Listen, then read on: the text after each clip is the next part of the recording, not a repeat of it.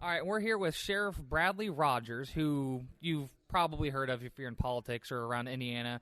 You're the sheriff up in Elkhart County, correct? Okay. And he's done some pretty incredible things and been very vocal with a lot of the things coming out. And if any of you follow things, a lot of sheriffs have been speaking up, standing up to the federal government and everything else. So we're going to kind of talk to him a little bit about his position. I didn't get to record his entire speech, which was wonderful today. So we'll kind of cover a little bit of that for some talking points, and so you guys can kind of catch up on what you missed there. But first question will be is why did you come to the Libertarian Party of Indiana's convention to speak here? Well, because they asked me to come. So usually if I'm asked to be on a radio show or a television show or speak at a convention, I think it's an important message. I'd speak at the Democratic Party's convention if they asked me to come speak. They may not like what I have to say, but nevertheless, I think it's important to get the word out about liberty and freedom and supporting and upholding the Constitution. Your campaign, you're a first-term sheriff. You're well known for being a constitutionalist. If it's not according to the Constitution, that's not what you're typically known to be out enforcing. Is that how you campaigned? How did you? When you were running for this role, were people shaking their head at you, going, "Oh my gosh, I can't believe what this guy's going to do"? Tell me about that experience a little bit. Well, I don't know that people were looking towards the confrontations so much as they were looking at somebody that my motto in my campaign was serving you. You know, I'm here to serve the public. This isn't about me. It's more about you guys. And so it's about serving the people. And part of that is taking that oath of office and upholding the Constitution. And what better position, in my opinion, than an elected sheriff, the highest law enforcement office in the nation that's elected, and it's held accountable to the people, and people have access to the sheriff. You try to get a hold of somebody from the FBI or the Secret Service or even the president, you can't do it. But you can get a hold of your local sheriff, and so. It's a real practical matter, and that, along with some of the stories I shared about reducing recidivism with ex-offenders, all that just kind of resonated with the people. And being a guardian of the Constitution was just kind of, I think, helpful in that regards. And again, it wasn't just lip service. It's as the rubber hits the road, so to speak, I've put it into play, and people see that. They appreciate that, and I've got lots of feedback in that regards, appreciating that. Along the lines, since we didn't get your whole speech earlier, you told the story about the Amish farmer, and that was it incredibly, I thought, spoke to your beliefs when it comes to doing your job. And I'm not going to ask you to tell the whole story again, but just for the people that are listening here that maybe don't know who you are or maybe have never heard this story, could you give us just a quick synopsis of what that is and why you thought you were doing the right thing for these farmers? Yes, sure. Well, Elkhart County is a county of about 200,000 people. It's a mixture of rural and urban, and we have a lot of Amish living there. And the Amish farmer called me on December 1st, 2011, and basically said, "I'm having problems with the federal government. Can you meet with me on that?" Well, I would meet with anybody on any issue, so yeah, sure, we'll sit down and talk about it. And he related how the FDA, Food and Drug Administration, the agents for the FDA, have been coming in to inspect his farm, and oftentimes as little as a week or two apart. And the inspections have all been good, but they keep what his view is harassing him and coming back. And they know he's distributing raw milk throughout Illinois, Michigan, and maybe even Indiana. And so that's been a bone of contention. Of course, the Commerce Clause is what they use to justify that, is that they're involved in that. And their claim is that lots of people have been getting ill from this raw milk. Well, you do the research on it, and that's not true. It's not accurate, and they certainly didn't present any evidence to indicate that. I think we're all here wanting food safety. I mean, when we eat at a conference like this, we want to go home not being sick. Okay, we get all that. We get what health departments do and so on. But quite frankly, when we see the government coming in and harassing and violating people's rights, I'm from the government. I have to abide by the Fourth Amendment, and I expect other government agencies to do that as well. And so if somebody gives consent to their property to search, that's one thing, and that's what the farmer was doing essentially. But it got to the point where the farmer says, enough's enough. I don't want them on my property anymore. And I said, fine, I'll intervene for you. And I basically told the federal government, don't come back here on this property without a warrant based on probable cause signed by a judge. If you come back here without consent, I will have you arrested and either removed from the property. And that was December 1st, 2011. Incidentally, the farmer was released from a subpoena by the Department of Justice. That was for December 8th. He was released shortly after this email exchange that I had. And quite frankly, they haven't been back since December 1st, 2011. So, here it is, April 20th, 2013. So, I guess so naive to think that the federal government's going to back off that easily. But we'll remain vigilant, and if they think that I'm bluffing, they can call that bluff, and they will see that they will tangle with the sheriff that, I'm a very peaceful person. I'm very kind and compassionate, but don't take my kindness as a weakness. And we will enforce that. And it's definitely a neat thing, especially for a sheriff to actually fulfill their, I guess, proper role in enforcing the letter of the law, not opinions or revenue generation and things like that. Now, you stood up to the federal government on that one occasion there, and I'm sure you've come across other instances, and you will in the future, on raw milk, and you mentioned the gun bans and things like that. What are your views on the legality of the criminalization of drugs and going after people? I mean, I can understand busting a meth lab, things like that. But what about, things as harmless as, say, just pot plants? I mean, do you see that kind of a conflict or, I want to say unconstitutional, because, the first time we banned a substance, it took a constitutional amendment for alcohol. Do you see that as kind of an issue, something you would like to see kind of pushed away, or, have you ever heard of, or do you like the group LEAP, Law Enforcement Against Prohibition? Just kind of overall, what are your thoughts on things like that? Well, first, it's just most recently that I was made aware of LEAP and been on their website, looked at the information. It's certainly interesting, and I certainly think it warrants healthy discussion on it. For anybody in law enforcement to say that we're winning the war on we'd say the war on drugs is they're delusional. It's not happening. But quite frankly, I don't know that we want to go legalize everything. I'm certainly open to discuss all that, but I certainly think that here we have a plant that grows sometimes in the wild and whatnot. Why we're making that illegal is kind of amazing to me, and that we're not making a real impact on that anyways. And so I would certainly not have any objections to legalizing marijuana, or at least decriminalizing it if they want to make it kind of like we do with smoking with someone under 18. For example, at the fairgrounds or something, we see them smoking, we'll write them a citation, and if that's what the legislature wants. But nevertheless, it goes back to the Constitution, is this isn't a federal issue, it's a state issue. And if the state says that we should legalize it, then by all means, then that it should be legal. And it really is a state's decision, just like with many other issues that are out there, that the federal government really has no role or say, or should have any say in the matter. Do you have, there's it's very nice to see law enforcement that it seems to be on the right side of the law. And I'm not saying most law enforcement isn't, but that speaks out about what they truly believe instead of just blindly enforcing what they're told to enforce. Have you had a lot of backlash in your community? Do you have people, I know you talked about emails and stuff you'd received where you really didn't have much negativity. How about in news reports and in other interviews you have done? Do you feel like people are telling you that you're not doing your job, or do they seem to be more supportive?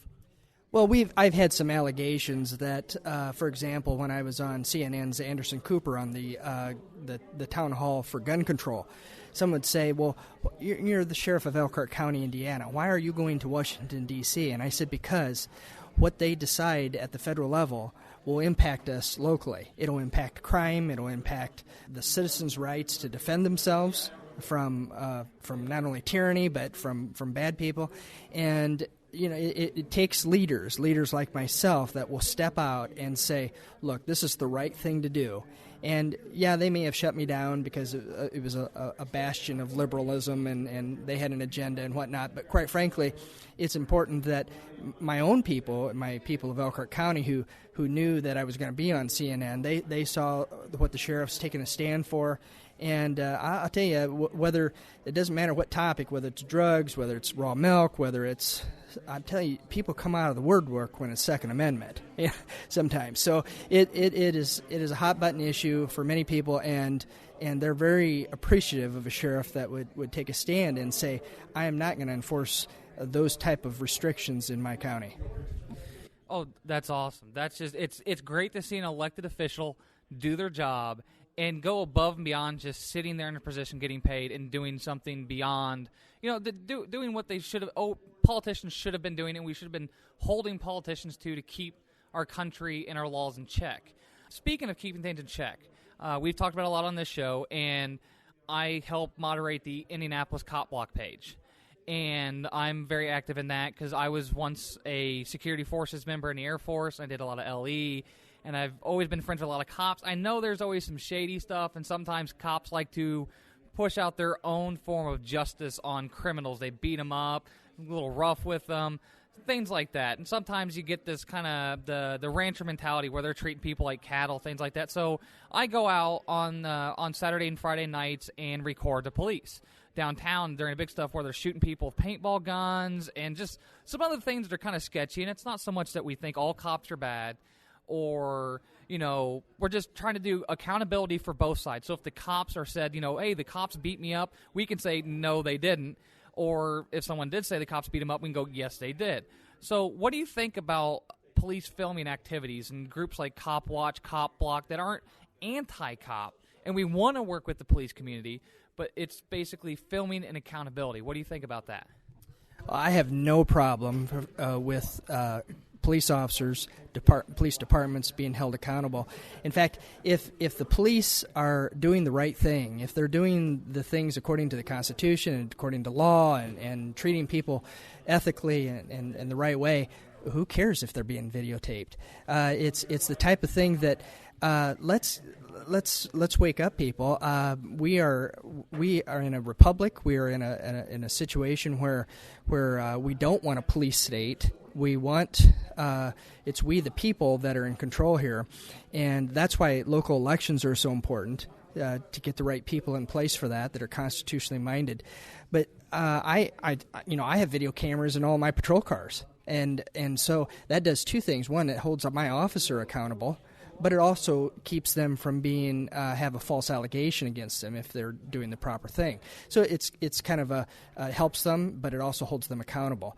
But on the other hand, if I find that my officer did act inappropriately, and of course we have the body mics on the officers and the video cameras and so on, so it doesn't matter. It's being done by me because I'm watching them. But if someone else says, here your officer did the wrong thing and here it is, I'm going to hold them accountable as well.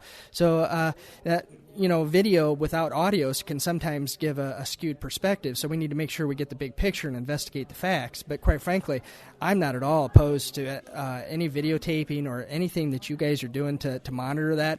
I'm totally fine with that because quite frankly, the local agencies need to be held accountable, and they can be. It's the federal agencies that are just really, and larger agencies are out of control and have some issues with ethics and other types of things.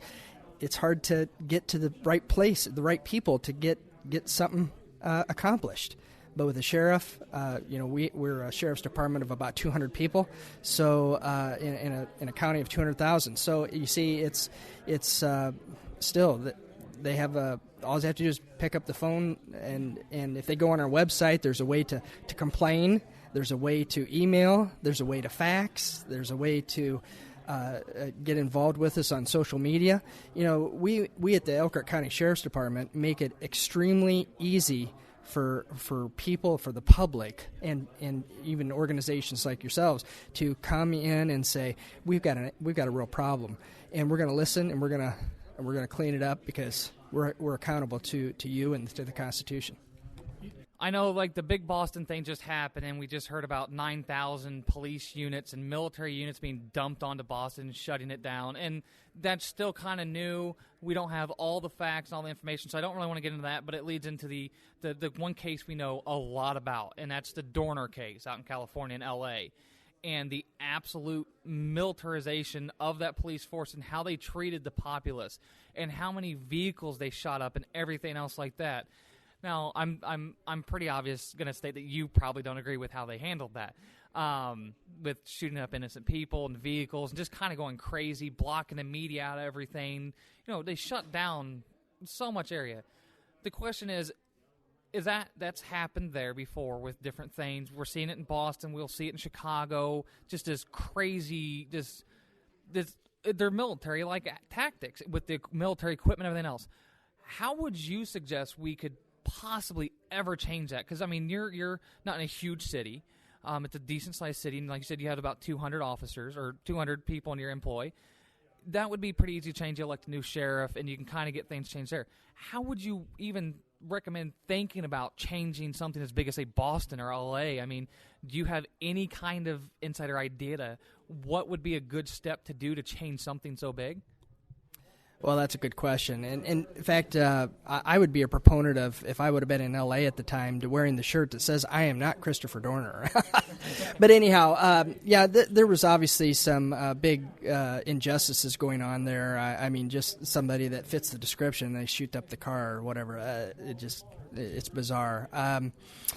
I tell you, police officers can get just a little bit passionate and overzealous when their own people, their own police officers, have been shot and killed. They're really ravenous towards catching the bad guy and either taking them into custody or neutralizing the threat, so to speak.